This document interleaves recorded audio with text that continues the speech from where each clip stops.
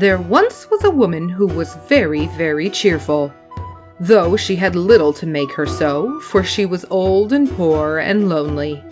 She lived in a little bit of a cottage and earned a scant living by running errands for her neighbors, getting a bite here, a sup there as reward for her services. So she made shift to get on and always looked as spry and cheery as if she had not a want in the world. Now one summer evening, as she was trotting full of smiles as ever along the high road to her hovel, what should she see but a big black pot lying in the ditch.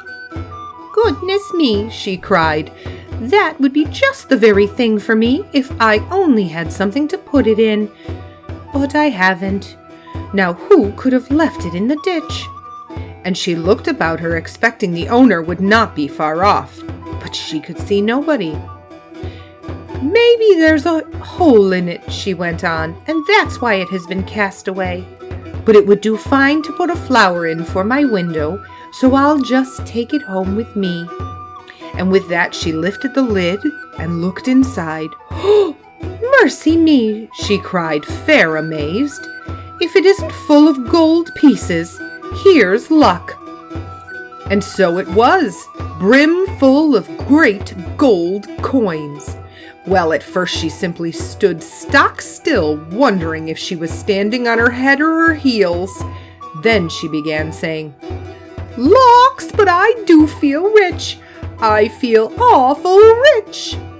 After she had said this many times, she began to wonder how she was to get her treasure home. It was too heavy for her to carry, and she could see no better way than to tie the end of her shawl to it and drag it behind her like a go-kart. "It will soon be dark," she said to herself as she trotted along. "So much the better. The neighbors will not see what I'm bringing home, and I shall have all the night to myself and be able to think what I'll do. Mayhap I'll buy a grand house and just sit by the fire with a cup of tea and do no work at all like a queen. Or maybe I'll bury it at the garden foot and just keep a bit in the old china teapot on the chimney piece. Or maybe, goody, I feel that grand I don't know myself." By this time she was a bit tired of dragging such a heavy weight, and stopping to rest a while, she turned to look at her treasure. And lo, it wasn't a pot of gold at all. It was nothing but a lump of silver. She stared at it and rubbed her eyes and stared at it again. "Well, I never," she said at last, "and me thinking it was a pot of gold. I must have been dreaming. But this is luck. Silver is far less trouble, easier to mind and not so easy stolen. Them gold pieces would have been the death of me, and with this great lump of silver." So she went off again, planning what she would do and feeling rich as rich until becoming a bit tired again when she stopped to rest and gave a look round to see if her treasure was safe, and she saw nothing but a great lump of iron. "Well, I never," she said again, "and I mistaking it for silver. I must have been dreaming, but this is luck. It's real convenient. I can get penny pieces for old iron, and penny pieces are a deal handier for me than your gold and silver. Why, I should never have slept a wink for fear of being robbed. But a penny piece comes in useful, and I shall sell that iron for a lot and be real rich, rolling rich." So on she trotted full of plans as to how she would spend her penny pieces, till once more she stopped to rest and looked round to see if her treasure was safe. And this time she saw nothing but a big stone. "Well, I never," she cried, full of smiles. "And to think I mistook it for iron. I must have been dreaming.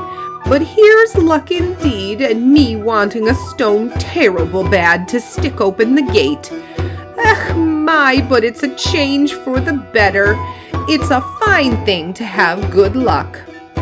So, all in a hurry to see how the stone would keep the gate open, she trotted off down the hill till she came to her own cottage. She unlatched the gate and then turned to unfasten her shawl from the stone which lay on the path behind her. Aye, it was a stone sure enough. There was plenty light to see it lying there, docile and peaceable as a stone should. So she bent over to unfasten the shawl end when, oh my! All of a sudden, it gave a jump, a squeal, whee! And in one moment was as big as a haystack. Then it let down 4 great lanky legs and threw out 2 long ears, nourished a great long tail and romped off, kicking and squealing and whinnying and laughing like a naughty, mischievous boy. The old woman stared after it until it was fairly out of sight, and then she burst out laughing too.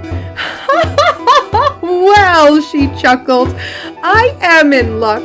Quite the luckiest body hereabouts. Fancy me seeing a Pookah all to myself and making myself so free with it too. My goodness, I do feel that uplifted, that grand. So she went into her cottage and spent the evening chuckling over her good luck.